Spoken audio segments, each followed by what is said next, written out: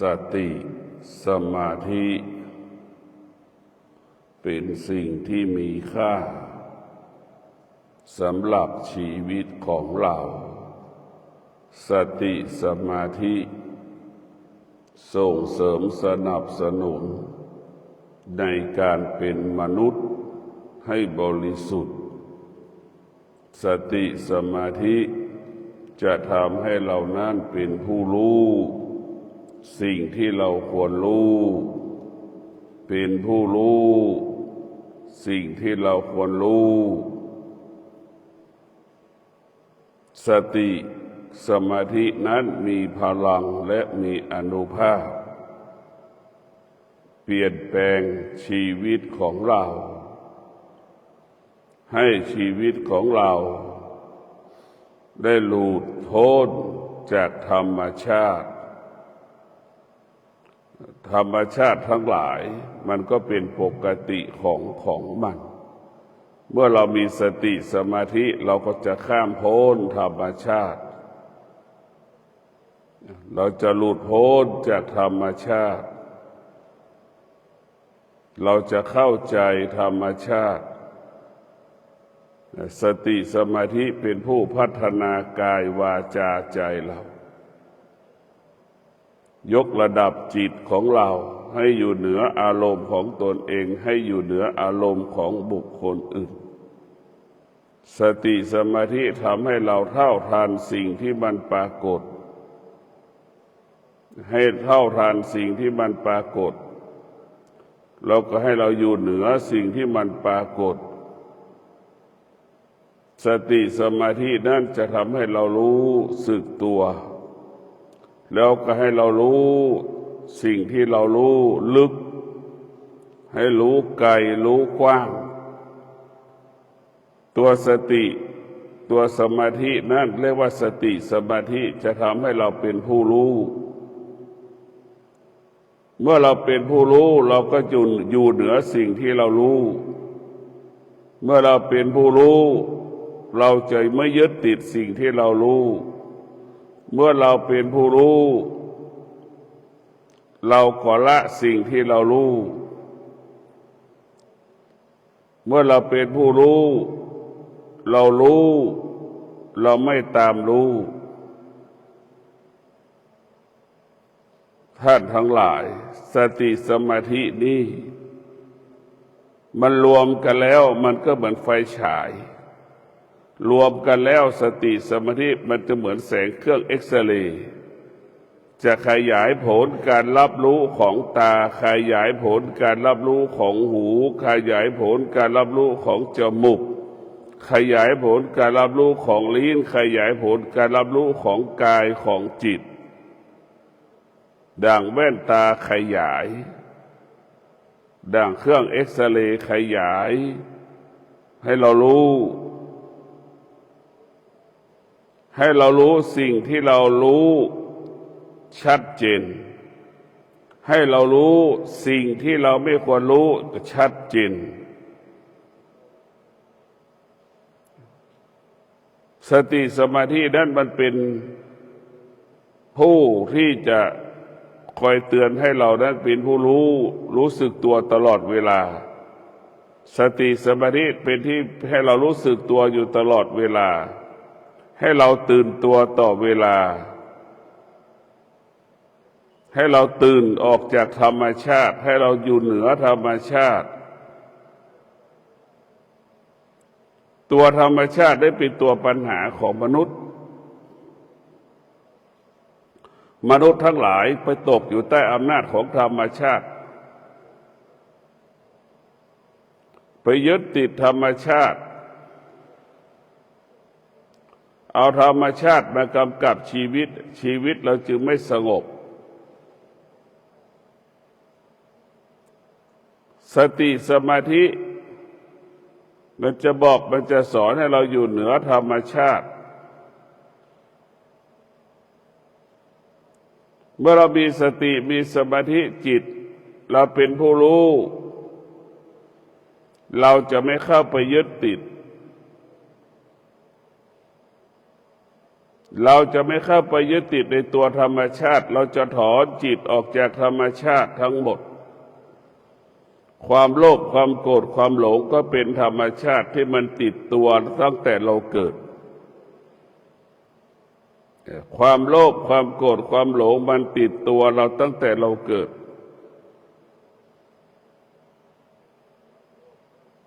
พวกเราทั้งหลาย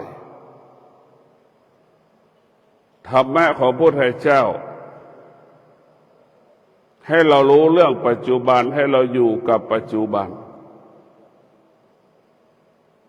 ไม่ให้เราออกจากกายไม่ให้เราไปออกนอกกายจิตของเรา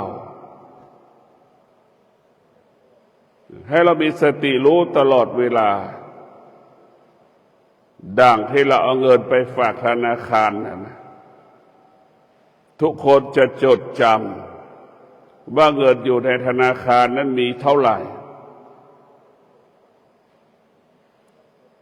เมื่อเราเอาเงินไปฝากธนาคารวันที่เราไปเบิกเงินเราก็รู้สึกตัวอยู่ตลอดเวลาว่าเราไปเบิกเงินมา10,000 20,000 5,000เราก็รู้เงินเหลือในธนาคารเราก็รู้ว่าเหลือกี่บาทเหลือกี่หมื่นเหลือกี่พันฉันใดจิตของผู้รู้ก็อยู่กับกายตลอดเวลาให้จิตอยู่ในกายอยู่ตลอดเวลาเหมือนเรารู้เงินที่อยู่ในแบงค์นั่นแหละให้เรารู้แบบนั้นพระพุทธเจ้าบอกสอนให้เราจิตอยู่ในกายให้จิตอยู่กับกายไม่ให้จิตออกนอกกายถ้าจิตออกนอกกายก็เป็นเรื่องของความคิดทั้งสิ้นถ้าจิตอยู่ในกายก็บ่งบอกว่าเรามีสติมีสมาธิทั้งหมดสติสมาธิก็ทำให้เราเปรียบเสมือนคนเลี้ยงแกะสติสมาธิเปรียบเสมือนคนเลี้ยงแกะมันจะรู้ว่าแกะมีกี่ตัวมันนับอยู่ตลอดเวลามันมีสติสมาธิมันจะสนใจใส่ใจในตัวแกะมันจะไม่ประมาทไม่ให้หมาป่ามากินแกะไม่ให้หมาป่ามาทำลายแกะสติสมาธิมันจะปกป้องจิตของเราเหมือนหมาเหมือนคนเลี้ยงแกะปกป้องแกะนั่นแหละมันจะเป็นเช่นนั้นสติสมาธิมันจะปกป้องให้จิตอยู่ปกป้องจิตให้จิตอยู่ในกายส่งเสริมจิตให้จิตอยู่ในกายอบรมจิตเพื่อให้จิตอยู่ในกายฝึกจิตเพื่อให้จิตอยู่ในกายกายของเราเปรียบเสมือนคอกของแกะนั่นแหละ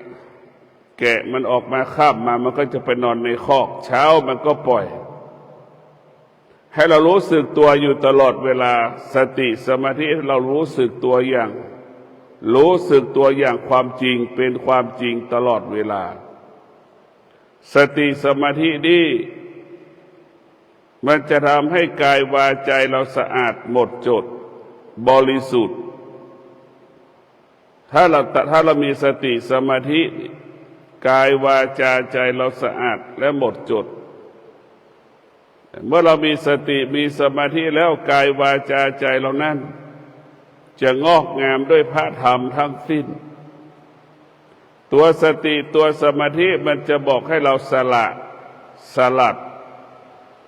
เช่นการให้ทานให้เราบริจาคทานส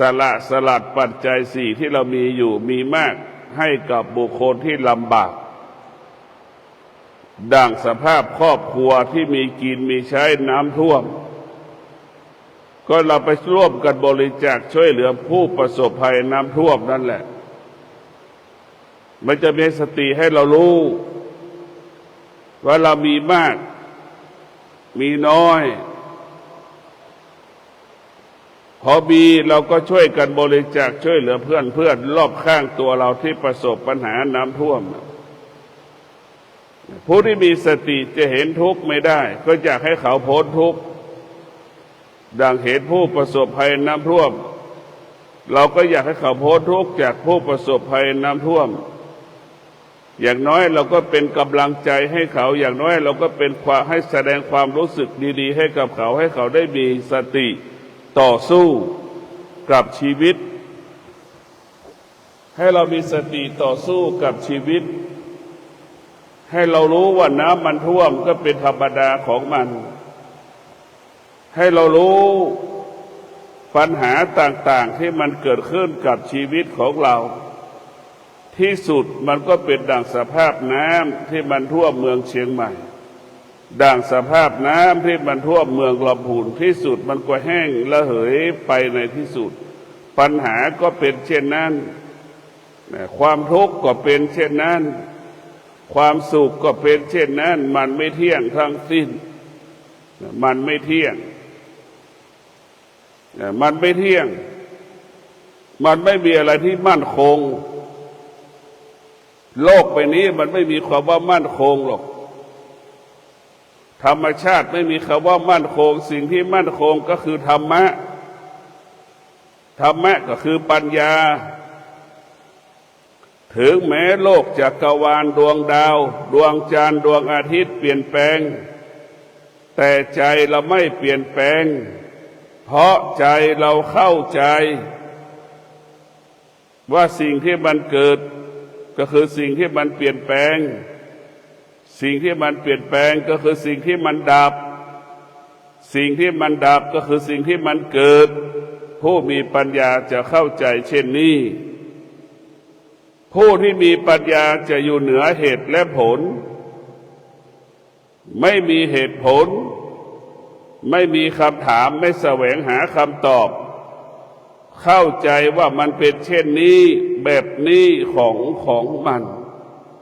เพราะธรรมชาติมันก็เป็นเช่นนี้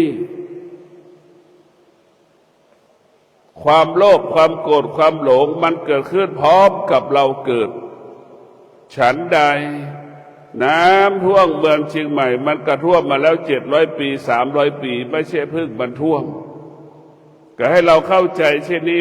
ผู้มีปัญญาจึงไม่มีเหตุผลสงสัยทำไมน้ำมาถึงท่วมเขาจะไม่มีเหตุผลรู้ว่าน้ำท่วมมันเป็นธรรมชาติของมันก็อยู่เหนือธรรมชาติมีสติรู้อยู่เหนือธรรมชาติและมีสติรู้อยู่เหนือธรรมชาติผู้ที่มีปัญญาเนี่ยจึงอยู่เหนือการเปลี่ยนแปลงเมื่อมีเหตุการณ์การเปลี่ยนแปลงดวงจิตผู้ที่มีปัญญาเนี่ยจะไม่สะเทือนไม่หวั่นไหวดวงจิตผู้ที่มีปัญญาจะมั่นคงต่อการเปลี่ยนแปลงอะไรจะเปลี่ยนแปลงกิเลสมันยังมาเปลี่ยนแปลงตาให้เราหลงในกิเลสที่ตามันจะมาเปลี่ยนแปลงให้หูไปยึดติดในเสียงกิเลสมันจะมาเปลี่ยนแปลงให้จมูกเราไปหลงในกลิ่นเนี่ยกิเลสมันจะเปลี่ยนแปลงให้เราไปยึดติดในกลิ่นนั้นๆในรสนั้นๆจมูกของเราลิ้นของเราเพราะฉะนั้นพวกเราทั้งหลายดวงจิตที่มีปัญญาจะมั่นคงต่อการรับรู้ตลอดเวลามั่นคงต่อการรับรู้แล้วก็มั่นคงในการรู้สงบนิ่งในการรู้สงบนิ่งในการรู้ไม่โต้ตอบไม่ตอบสนองสิ่งที่เรารู้ไม่โต้ตอบไม่ตอบสนองสิ่งที่เรารู้หรือที่เราเรียกว่ารู้ให้อยู่เหนือสิ่งที่เรารู้ด้วยปัญญารู้ด้วยสติด้วยสมาธิรู้ไม่ยึดติดสิ่งที่เรารู้เพราะฉะนั้นพวกเราทั้งหลายที่การเกิดมาเป็นมนุษย์ เราต้องเข้าใจเรื่องธรรมชาติศึกษาธรรมชาติเรารู้ว่าธรรมชาติมันเกิดขึ้นเป็นปกติดับเป็นปกติแต่ธรรมะของพุทธเจ้านั้นยิ่งใหญ่กว่าธรรมชาติยิ่งใหญ่กว่าธรรมชาติให้เรามีสติรู้เรื่องธรรมชาติที่มันเกิดธรรมชาติที่มันดับธรรมชาติที่มันเปลี่ยนแปลงมีสติรู้อย่างนั้นธรรมะมันจะบอกให้เราอยู่เหนือการเปลี่ยนแปลงของน้ำที่มันท่วมให้เรามีสติรู้ว่าความทุกข์เป็นของธรรมดาความทุกข์มันไม่ได้เกิดจากการทำให้เราน้ำท่วมเป็นเหตุให้เราสมทุกข์ก็ไม่ใช่เราเข้าใจว่าน้ำท่วมเป็นเหตุให้เราเกิดความทุกข์ถึงแม้น้ำไม่ท่วมเราก็เป็นทุกข์เรามีกินเศรษฐีก็ยังเกิดความทุกข์คนไม่มีกินก็เกิดความทุกข์มันเหมือนกันหมดทุกข์เพราะไม่เข้าใจเมื่อไม่เข้าใจแล้วไปยึดติดก็เป็นเหตุให้เกิดความทุกข์ทั้งสิ้นเมื่อเราเข้าใจเราจะไม่ทุกข์แต่เมื่อเราเข้าใจเราจะไม่ทุกข์ไอ้ที่มันทุกข์เพราะเราไม่เข้าใจสุขเกิดทุกข์เกิดทั้งสองอย่างสุขก็รักษาไม่ได้ทุกข์เกิดก็แก้ไม่ได้ปัญหาโลกแตกของมนุษย์เพราะเราขาดปัญญาเมื่อเราขาดปัญญาเราไปยึดติดยึดมั่นสิ่งที่มันเป็นสิ่งที่มันไม่เที่ยงทั้งสิ้นความสุขเป็นสิ่งที่ไม่เที่ยงความทุกข์เป็นสิ่งที่ไม่เที่ยงมันไม่มีอะไรสิ่งที่มันมั่นคงมันไม่มีให้พวกเราได้เข้าใจสิ่งที่มีอยู่สิ่งที่เป็นอยู่มันอยู่ในกายของเราทั้งหมดทั้งสิ้นในร่างกายของเราเป็นที่อยู่ของพระธรรมขนาดเดียวกันร่างกายของเราก็เป็นที่อยู่ของอธรรมเราจะให้สองสิ่งอันไหนมีบทบาทต่อชีวิตของเราก็มีสองสิ่งอยู่ในร่างกายเรามีธรรมะก็มีอธรรมสิ่งที่เป็นกุศลสิ่งที่กับเป็นอกุศลก็อยู่ในร่างกายเราทั้งหมดทั้งสิ้นแต่ถ้าหากเราเรียนรู้พิจารณาดูแล้วก็เอาสิ่งที่เป็นกุศลมากำกับชีวิตของเรามาเรียนรู้เอาสิ่งที่เป็นธรรมมาเรียนรู้เพราะฉะนั้นพวกเราทั้งหลายเรามีสติที่จะศึกษาเรียนรู้ให้พระธรรมหรือธรรมะนั้นมีบทบาทต่อชีวิตของเราเมื่อพระธรรมมีบทบาทต่อชีวิตของเรากายวาจาใจเราก็สงบนิ่งกายวาจาแล้วก็งอกงามกายวาจาใจเบิกบานผ่องใสตลอดเวลาชีวิตของเราแต่มันไม่มีอะไรเป็นของเราชีวิตของเรามันไม่มีอะไรแน่นอนแต่ท่านทั้งหลายมันไม่มีอะไรแน่นอนให้เราพิจารณาชีวิตของเรามันไม่มีอะไรแน่นอนทั้งสิ้นเมื่อชีวิตของเราอยู่ภายใต้การเปลี่ยนแปลงเราต้องมีสติควบคุมจิตของเราให้อยู่กับการเปลี่ยนแปลงให้ได้อยู่เหนือการเปลี่ยนแปลงให้ได้เหมือนดั่งเด็กเลี้ยงแกะควบคุมแกะให้อยู่ในฝูงอย่างนั้นแหละเด็กเลี้ยงแกะมีสติมันก็สามารถดูแลแกะได้แกะไม่ถูกหมาป่ากินแกะอยู่ในฝูงออกมาร้อยเข้าร้อยเหมือนเดิมหากเด็กเลี้ยงแกะขาดสติเข้าร้อยออกเข้าออกมาร้อยเข้าไป99เด็กเลี้ยงแกะก็ถูกลงโทษถูกตำหนิถูกหักเงินเดือนเพราะฉะนั้นพวกเราต้องมีสติรู้หายใจเข้าเราก็รู้หายใจออกเราก็รู้ให้รู้แค่นี้ จริงๆแล้วธรรมะมันไม่มีอะไรให้เรารู้แต่เราไปรู้มันเฉยๆมันไม่มีอะไรให้เรารู้แต่เราไปรู้มันอันนี้คือลำบากเราไปรู้มัน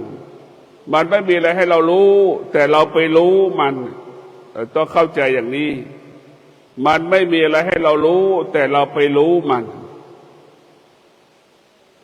ไม่ยึดติดกับเราเราไปยึดติดกับมัน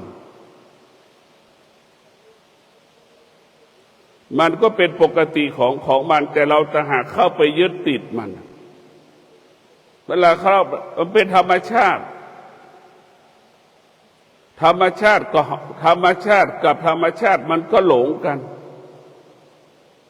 มันก็เหมือนไก่กับไก่นั่นแหละธรรมชาติมันก็หลงกันถึงเวลาแล้วมันผสมพันธุ์มันก็เป็นอย่างนั้นแหละหมูหมาเห็ดเป็ดไก่ก็เป็นเช่นนั้นเป็นธรรมชาติมันเป็นธรรมชาติของมัน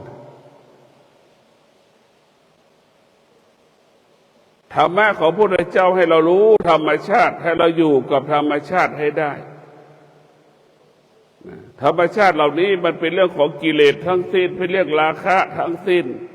เป็นเรื่องความโลภความโกรธความหลงทั้งสิ้นเป็นเรื่องความโลภความโกรธความหลงทั้งสิ้นไอเรามาศึกษาเรียนรู้พระธรรมนี่ก็เพื่อให้อยู่เหนือธรรมชาติให้เรารู้ว่าธรรมะได้เป็นยิ่งใหญ่กว่าธรรมชาติให้พวกเราได้พิจารณาแยกธรรมชาติออกจากชีวิตของเราธรรมชาติก็คือน้ำธรรมะก็คือน้ำมันเห็นไหมเราแยกได้แล้วก็น้ำกับน้ำมันมันจะไม่ปนกันมันจะอยู่ร่วมมันอยู่คนละส่วนพวกเราทั้งหลายมีน้ำมันพืชทดลองดูเอาน้ำใส่แก้วครึ่งแก้วแล้วก็เอาน้ำมันพืชไปเทสู่ในแก้วน้ำที่เราน้ำใส่เนี่ยน้ำมันกับน้ำมันคนละส่วนมันไม่สามารถปนกันได้สิ่งที่เป็นธรรมกับสิ่งที่เป็นอธรรมที่สุดมันก็เป็นเช่นนั้นมันอยู่ร่วมกันไม่ได้มันแยกกันโดยอัตโนมัติเหมือนน้ำกับน้ำมันน้ำเหมือนน้ำกับน้ำมันก็คือธรรมะน้ำก็คือธรรมชาติผู้ที่มีธรรมะจะไม่มีธรรมชาติผู้ที่มีธรรมะเขาจะมีแต่ธรรมะเท่านั้นธรรมชาติจะไม่เกิดหรือมันจะเกิดแล้วก็อยู่เหนือมันก็เหมือนท้ายเรือนั่นแหละธรรมชาติเปรียบเสมือนเรือธรรมะเหมือนคนถือท้ายเรือกำกับธรรมชาติธรรมะก็เหมือนควานช้างธรรมชาติก็เปรียบเสมือนช้างถูกควานช้างควบคุมธรรมะก็เปรียบเสมือนจ็อกกี้ธรรมชาติก็เปรียบเสมือนม้าที่ถูกธรรมะถูกจ็อกกี้ควบคุมนั่นแหละมันจะเป็นแบบนี้ของมันเราต้องฝึกจิตให้เรามีธรรมะได้มีพลังและมีอานุภาพธรรมะเกิดขึ้นในดวงจิตบุคคลใดดวงจิตบุคคลนั้นก็จะอยู่เหนือคนดวงจิตบุคคลนั้นก็อยู่เหนือคนทั้งโลกธรรมะจะอยู่เหนือคนอยากให้เราพิจารณาว่าชีวิตของเรานั้นมันต้องพึ่งพาธรรมะเท่านั้นธรรมะเป็นที่พึ่งอันประเสริฐไม่มีพิษไม่เป็นภัยต่อชีวิตธรรมชาติเป็นพิษเป็นภัยต่อชีวิตธรรมะไม่เป็นพิษไม่เป็นภัยกับชีวิตเราเลยเราจะต้องมาพึ่งพาธรรมะสติกับสมาธิเมื่อเรามีสติเมื่อเรามีสมาธิเรารู้สิ่งใดมันละเอียดปานณีตสุขุมรอบคอบตาสัมผัสกับรูปหูสัมผัสกับเสียงจมูกสัมผัสกับกลิ่น มันจะละเอียดถี่ถ้วนในการรับรู้ทางตาทางหูจมูกลิ้นกายใจของเราสมาธิจะทำให้เรารู้สิ่งที่เราไม่รู้ผู้ที่นั่งสมาธิจะรู้สิ่งที่คนอื่นเขาไม่รู้ท่านทั้งหลายการที่เราเจริญจิตภาวนาเราจะรู้อะไรรู้เรื่องกายของเรานี่แหละรู้เรื่องกายรู้เรื่องจิตเรื่องการอารมณ์ของจิตการไปเสวยอารมณ์ต่างๆเช่นตาของเราไปเสวยในตัวในรูปไปเสวยอารมณ์ที่เห็นตาเห็นรูปไปเสวยอารมณ์ที่หูมันสัมผัสกับเสียงจมูกไปสัมผัสกับกลิ่นไปเสวยอารมณ์มันเป็นอารมณ์หมดทั้งสิ้นจึงทำให้เราไปหลงมันตลอดเวลาหลงตลอดเวลาหลงมันตลอดเวลาชีวิตเราไปหลงหมดไปยึดติดทั้งหมดเหมือนเรามานั่งปฏิบัติธรรมเราจะปลดเปลื้องสิ่งที่เราเก็บสะสมไว้ในจิตเราให้หมดให้สิ้นจะต้องมาถอนอารมณ์ของเราที่มันเกิดขึ้นในจิตใจของเราตั้งแต่เราเด็กโมโหหงุดหงิดเราจะไม่ให้มันเกิดเราจะระงับเราจะยุติมันเราจะอยู่เหนือมันโมโหหงุดหงิดเราจะอยู่เหนือมันเพราะฉะนั้นพวกเราต้องพิจารณาชีวิตเหล่านั้นมีค่าเมื่อเรามีธรรมะชีวิตเราหมดค่าเมื่อเราไม่มีธรรมะจิตเราจะมีคุณค่าเมื่อจิตเรามีปัญญาเมื่อจิตไม่มีปัญญาจิตเราก็ไม่มีค่าจิตที่มีปัญญามันก็ใสดั่งอัญมณีจิตไม่มีค่าก็เป็นดั่งสภาพก้อนหินจิตที่มีค่าก็เป็นดั่งสภาพอัญมณีชั้นหนึ่งของโลกร่างกายเรามีธรรมะร่างกายเราก็จะเป็นร่างกายที่หมดจดผ่องใสบริสุทธิ์ร่างกายเราก็จะมีค่าด้วยธรรมะหากร่างกายไม่มีธรรมะร่างกายเราก็ไม่มีค่าเหมือนหมูไก่ที่มันเปื้อนดินที่มันเปื้อนด้วยเลือดมันไม่มีค่าชีวิตของเราก็มีแค่นี้ไม่มีอะไรมันไม่มีอะไรจริงๆชีวิตของเราดังให้เราพิจารณาผู้ป่วยติดเตียงมันมีอะไรเป็นของเราบ้างแม้กระทั่งหายใจยังหายใจไม่ได้เลยนะเห็นว่าผู้ป่วยติดเตียงแล้วจะไปสังเกตไปดูบ้างมันไม่มีอะไรเป็นของเราเลยเราเข้าใจต่างหากว่าเป็นของเราเราเข้าไปยึดติดมันเนี่ยด่าคำว่าผู้ป่วยติดเตียงจะกินก็ยังกินไม่ได้เห็นไหมนึกพิจารณาดูเรื่อย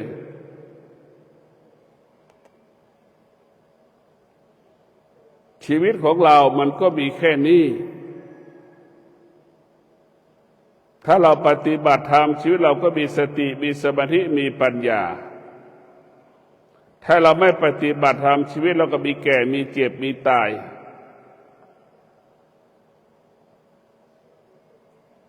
คนที่มีธรรมะก็แก่ก็เจ็บก็ตายแต่คนที่มีธรรมะจะไม่หยุดไม่ตกอยู่ใต้อำนาจความแก่ความเจ็บความตายอยู่เหนือความแก่ความเจ็บความตายมันแตกต่างจากคนที่ไม่มีธรรมะก็แก่ก็เจ็บก็ตายแต่คนที่ไม่มีธรรมะอยู่ใต้อำนาจความแก่ความเจ็บความตายร้องไห้เสียใจสามีตัวเองตายพลูกตัวเองตายแต่มันร้องให้3 วัน 7 วัน1 ปี 2 ปียังไม่หลุดนี่แหละมันไม่รู้ผู้ที่ไม่มีธรรมะคือผู้ที่ไม่รู้ตกอยู่ใต้อำนาจความแก่ความเจ็บความตายแต่คนที่มีสติมีสมาธิมีปัญญาจะอยู่เหนือความแก่ความเจ็บความตาย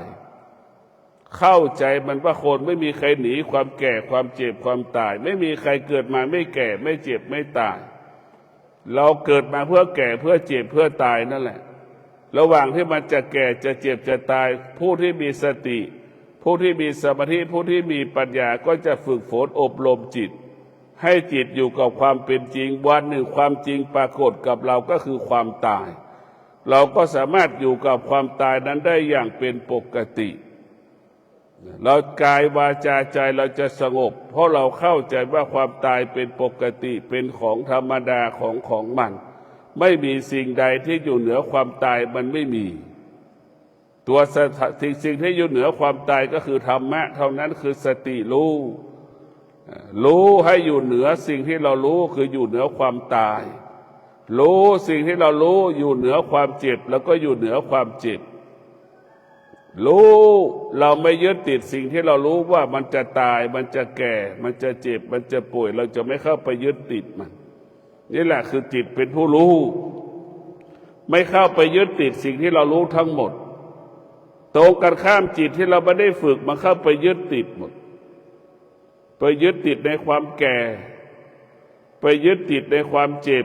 ไปยึดติดในความตายแล้วก็ไปเสวยอารมณ์ที่มันกระทบอายตนะอันนี้คือคนที่ไม่ได้ฝึกจิตจะเป็นเช่นนี้การฝึกจิตการนั่งสมาธินั่นคือเป็นการถอนเอาความโลภความโกรธความหลงโมโหหงุดหงิดเอาออกจากกายออกจากจิตของเราไม่ให้กายกับจิตของเรานั้นเข้าไปยึดติดให้ถอนทั้งหมดเหมือนชาวสวนนั่นแหละจะปลูกผักในแปลงก็จะต้องถอนหญ้าออกจากแปลงผักกาดไม่ให้มีวัชพืชอยู่ในแปลงผักกาดในแปลงผักที่เราจะปลูกก็เหลือแต่ดินนะแล้วก็มีแต่ต้นผักกาดเท่านั้นอันนี้แหละคือธรรมะของพระพุทธเจ้าจะเป็นเช่นนี้ก็ขอให้พวกเราได้พิจารณาการมีชีวิตอยู่บนโลกใบนี้อยู่ด้วยธรรมะเป็นที่พึ่งสุดท้ายของชีวิตตนแลเป็นที่พึ่งแห่งตนเนี่ยธรรมะเป็นที่พึ่งตนแลเป็นที่พึ่งแห่งตนธรรมะคือปัญญาบอกสอนให้เรารู้ว่าเกิดก็เป็นทุกข์แก่ก็เป็นทุกข์เจ็บก็เป็นทุกข์ตายก็เป็นทุกข์ธรรมะบอกสอนให้เรารู้ว่าความตายเป็นของธรรมดาความตายเป็นของธรรมดาให้เรารู้เมื่อความจริงเหล่านี้มาปรากฏเราก็อยู่กับมันได้เมื่อความจริงเหล่านี้ปรากฏเราก็อยู่เหนือมันได้รู้มันและอยู่เหนือมันคือประเสริฐที่สุดรู้มันเราไม่เข้าไปยึดติดมันรู้มันแล้วก็ละมันนี่คือประเสริฐที่สุดในโลก